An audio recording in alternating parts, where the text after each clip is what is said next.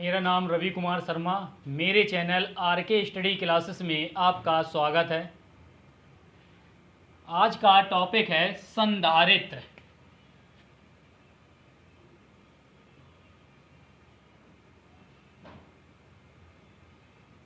संधारित्र को इंग्लिश में कहते हैं कैपेसिटर।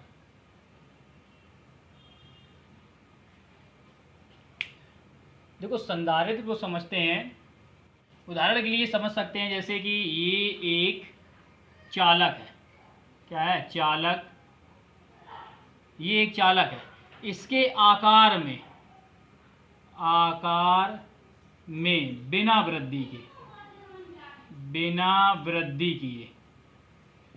वृद्धि किए इसकी क्या करें, हम धारिता को बढ़ा दें। धारिता क्या होती है? धारिता मतलब होता है आवेश ग्रहण करने की क्षमता इसको हम क्या कहते हैं? धारिता कहते हैं। या आवेश ग्रहण करने की क्षमता या आवेश संचित करने की क्षमता को क्या कहते हैं? धारिता कहते हैं। तो ये एक चालक है। चालक के आकार में बिना वृद्धि किए हम उसकी धारिता को बढ़ा दें, तो इस प्रकार की युक्ति को हम क्या कहेंगे? संधारित्र कहेंगे। जो ये युक्ति बन जाएगी इसी को कहेंगे संधारित्र। तो हम इसको देखो कैसे लिखेंगे संधारित्र में, यह एक ऐसी युक्ति है जो किसी चालक के आकार में बिना वृद्धि किए उसकी धारिता को या आवेश ग्रहण करने की क्षमता को बढ़ा देती है, संधारित्र कहलाती है। तो ये संधारित्र की परिभाषा हो जाती है। इसको हम देखो लिख भी सकते हैं। तो ये देखो परिभाषा हुई संधारित्र की, यह एक ऐसी युक्ति है जो किसी चालक के आकार में बिना वृद्धि किए उसकी धारिता अथवा आवेश ग्रहण करने की क्षमता को बढ़ा देती है, संधारित्र कहलाती है। तो ये संधारित्र है। अब इस संधारित्र का सिद्धांत क्या होता है? ये किस प्रकार किसी चालक में बिना वृद्धि किए, आकार में बिना वृद्धि किए उसकी धारिता को बढ़ाती है। तो ये इसका एक सिद्धांत होता है। तो हेडिंग में डालेंगे संधारित्र का सिद्धांत। संधारित्र का सिद्धांत। देखो, संधारित्र का सिद्धांत क्या होता है इसका समझते हैं सिद्धांत को। जैसे एक चालक है, ये एक आवेशित चालक है।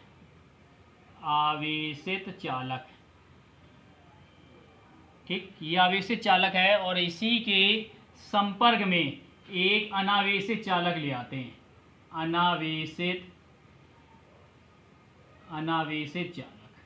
अनावेशित चालक मतलब इसका परिणामी आवेश क्या है? शून्य है। नेट आवेश क्या है? शून्य है, परिणामी या नेट आवेश। अब देखो, ये आवेशित चालक, इस पर कुछ आवेश है। क्या करेंगे देखते हैं। इस चालक के आवेश ग्रहण करने की क्षमता कितनी है? 20 कूलाम। ये 20 कूलाम आवेश ग्रहण कर सकता है। देखो, यही चालक क्या बनेगा? संधारित्र कैसे बन जाएगा इसको देखो समझते हैं। तो ये देखो, समझने के लिए क्या करते हैं, इसको 20 कूलाम आवेश हम इसमें क्या कर सकते हैं? संचित कर सकते हैं। यानी ये चालक जो है 20 कूलाम आवेश ग्रहण कर सकता है। कब? जब ये अलग है। फिर इसके बाद में इसी के संपर्क में एक अनावेशित चालक ले आते हैं। ये अनावेशित चालक ले आए। अनावेशित चालक लाने पर देखते हैं ये 40 कूलाम आवेश क्या कर रहा है? ग्रहण कर रहा है। कैसे कर रहा है? 20 कूलाम आवेश तो ये ग्रहण कर लेता है और 20 कूलाम आवेश ये ग्रहण कर लेता है। तो इसकी कितनी क्षमता हो गई आवेश ग्रहण करने की? इस चालक की, इस आवेशित चालक की, यानी 40 कूलाम आवेश ग्रहण करने की क्षमता हो गई। 20 कूलाम और आवेश ग्रहण करने में क्या हो गई? वृद्धि कर दी। ये क्या बन गया? संधारित्र बन गया। अब ये क्या बन गया? ये जो आवेशित चालक है संधारित्र का काम करने लगा, संधारित्र बन गया। अब इसी अगर चालक की हम धारिता को अनंत करना चाहें, जैसे ये चालक है यही, ठीक, और इसको हम क्या करते हैं? पृथ्वी से जोड़ दें। ये हमने पृथ्वी से जोड़ दिया, पृथ्वी से जोड़ा। पृथ्वी का विभव क्या होता है? पढ़ चुके हैं पहले ही विभव निर्देश में। पृथ्वी विभव निर्देश के रूप में वहाँ पढ़ चुके हैं। तो v बराबर क्या मानते हैं? 0, क्योंकि इसका विभव कितना होता है? कितना भी आवेश इसको दिया जाए पृथ्वी को, कितना भी आवेश इससे लिया जाए, ठीक, इसके विभव में कोई फर्क नहीं पड़ता है। विभव क्या रहता, अपरिवर्तित रहने, यानी बी बराबर क्या है 0। अब इसे हम पृथ्वी से अगर जोड़ देते हैं तो यह आवेश क्या, कितना भी इसको आप आवेश देते जाइए, आवेश देते रहिए, ये आवेश क्या करता रहेगा, ये ग्रेड करके पृथ्वी को देता रहेगा। तो इस चालक की क्षमता क्या हो जाएगी, पृथ्वी से जोड़ने पर इस चालक की क्षमता जो हो जाएगी अनंत हो जाएगी। क्षमता क्या हो जाए, अनंत। क्षमता अनंत हो गई यानी धारता इसकी क्या हो गई, अनंत हो गई, इसलिए धारता लिखी जाती है सी बराबर अनंत।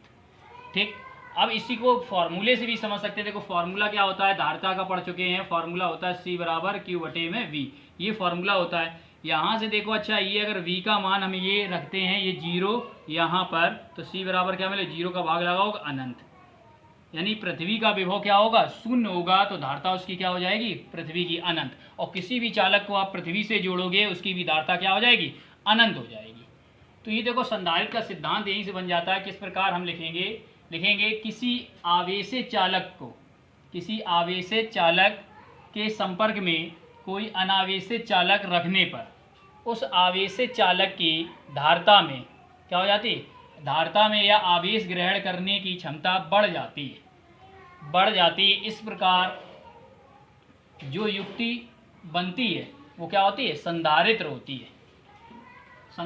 होती है, और यही संधारित्र का सिद्धांत है। तो इस तरीके से हम लिख सकते हैं। और ये भी बता सकते हैं किसी चालक की धारता अगर अनंत करनी हो तो उसे हमें किससे जोड़ना चाहिए, पृथ्वी से जोड़ देना चाहिए।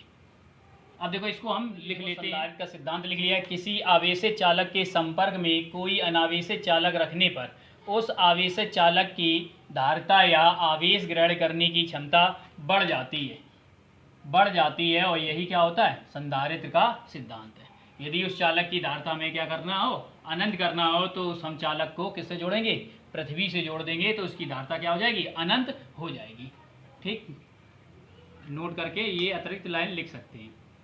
ये था संधारित्र का सिद्धांत। अब इसके बाद में देखते हैं संधारित्र की धारता। संधारित्र की धारता क्या होती है। संधारित्र की धारता देखो यहाँ लिख रहे थे आवेश ग्रहण करने की क्षमता, या लिख रहे थे चालक की धारता।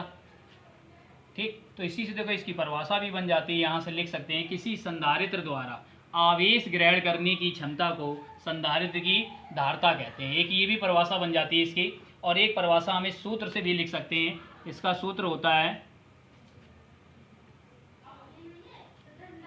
इसका एक सूत्र होता है C बराबर Q बटे में B।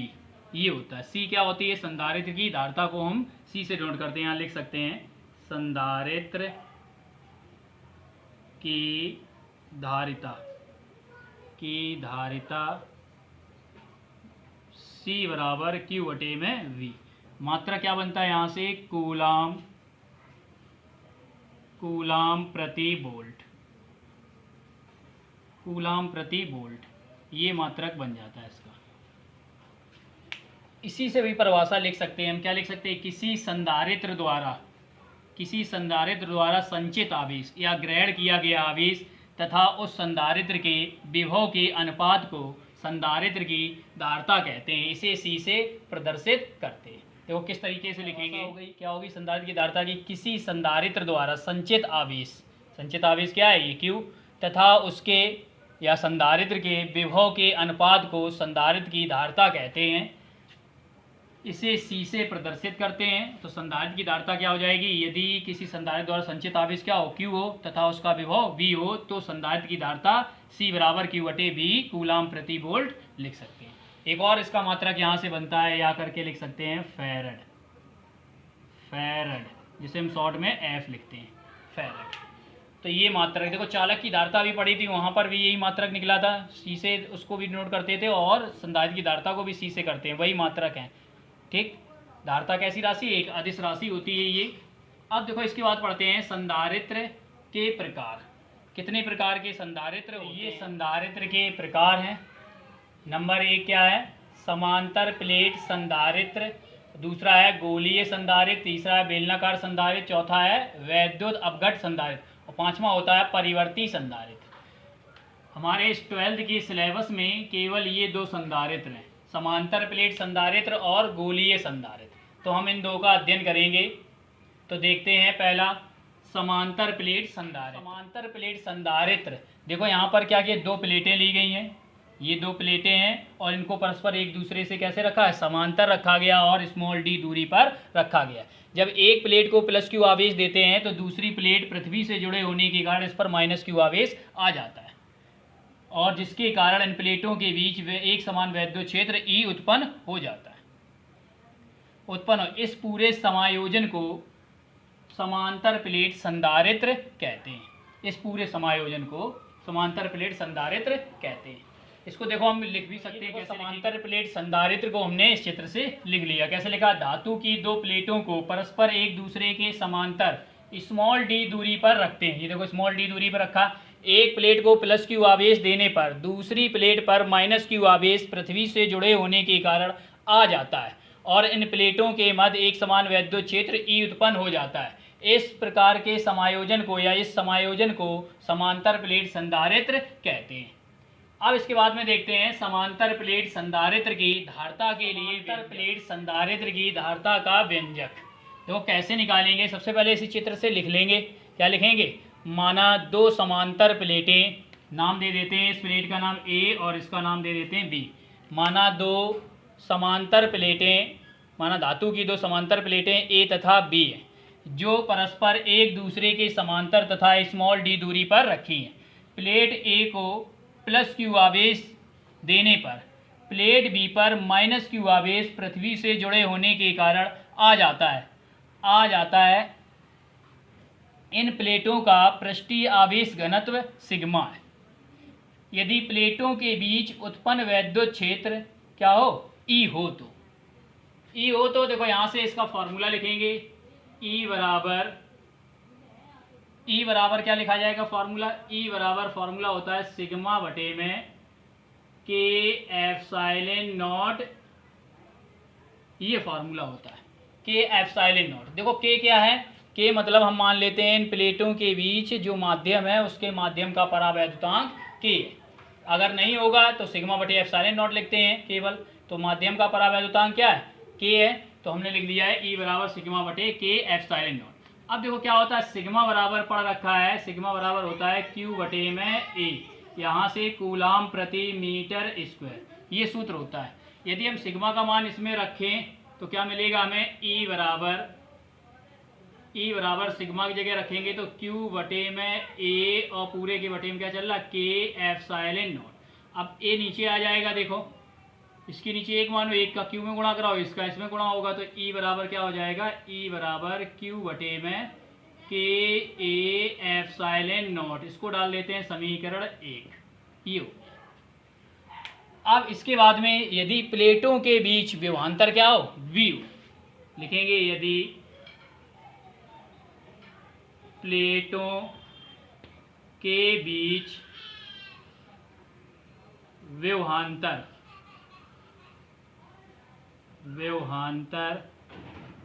वी हो तो देखो एक फार्मूला पढ़ा है, फार्मूला क्या पढ़ा है, ई बराबर वी बटे में डी, ये फार्मूला पढ़ा, ई बराबर बी बटे में डी। तो देखो यहाँ से ई बराबर बी बटे में डी, ये तो यहाँ डी या एल चलता था यहाँ पर, यहाँ डी मानी है तो हम दूरी क्या चला रहे हैं, इसके बटे में डी चला रहे। ठीक, अब यहाँ से मान निकालोगे तो v बराबर क्या निकलेगा, e इंटू में d। अब क्या करते हैं, समीकरण 1 से e का मान रखने पर, तो समीकरण 1 से e का मान रखने पर देखो रखेंगे यहाँ पर तो क्या मिलेगा हमें, v बराबर ई का मान है क्यू बटे में के ए एप्सिलॉन नॉट इंटू में डी। ये देखो बी का मान निकला है, इसको हम डाल देते हैं समीकरण 2, ये समीकरण 2 हो गया। अब इसके बाद में देखो संधारित्र की धारिता, संधारित्र की धारिता की परिभाषा से क्या होती है, देखो इसकी परिभाषा से C बराबर Q बटे में V। ये देखो इसकी परिभाषा से, ये इसका फार्मूला हमने लिखा था फैरेड। अब क्या करते हैं, यहाँ V का मान उठाकर रख देते हैं। तो देखो यहाँ पर लिखेंगे समीकरण 2 से V का मान रखने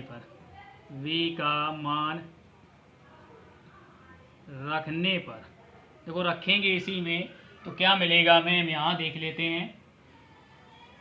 रखने पर मिलेगा C बराबर Q बटे में, V की जगह क्या लिखेंगे, V की जगह ये लिखेंगे, तो Q बटे में K A epsilon not into में D। ये Q से Q कैंसिल, ये कहाँ पहुँचेगा ऊपर, तो C बराबर आ गया K A एप्सिलॉन नॉट बटे में D। ये आ गया फैरेड।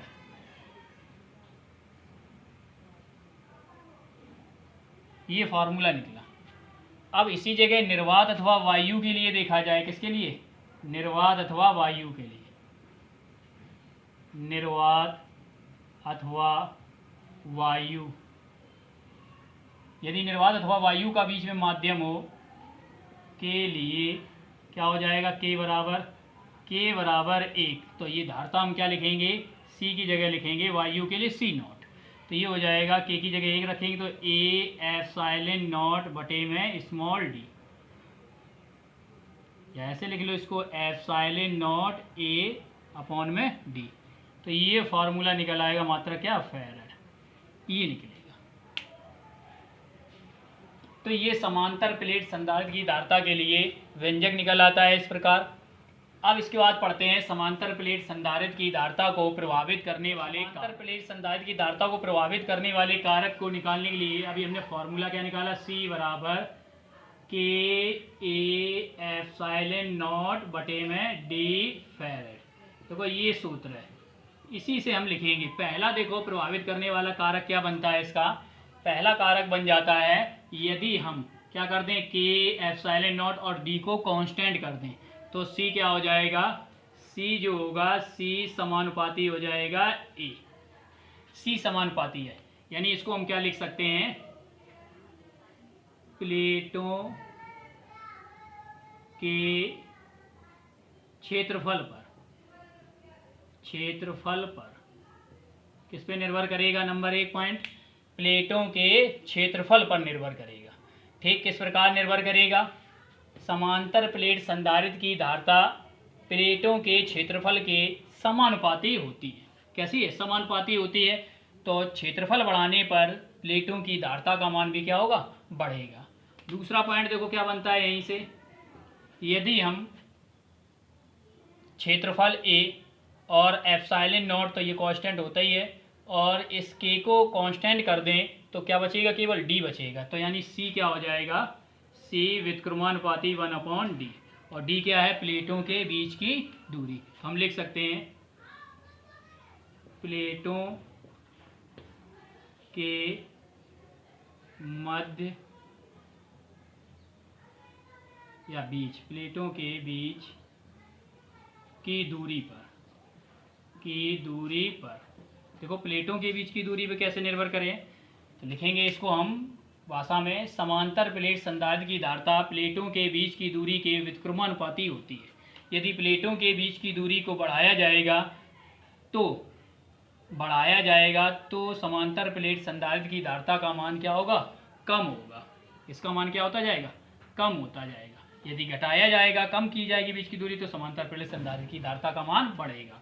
ये बन जाओ तीसरा पॉइंट बनता है इसी से। देखो अब सबको कांस्टेंट कर दिया, केवल K रखा जाए तो क्या हो जाएगा, C समानुपाती K क्या होता है, माध्यम का परावैद्युतांक। तो हम लिखे तीसरा पॉइंट बनेगा प्लेटों के बीच के माध्यम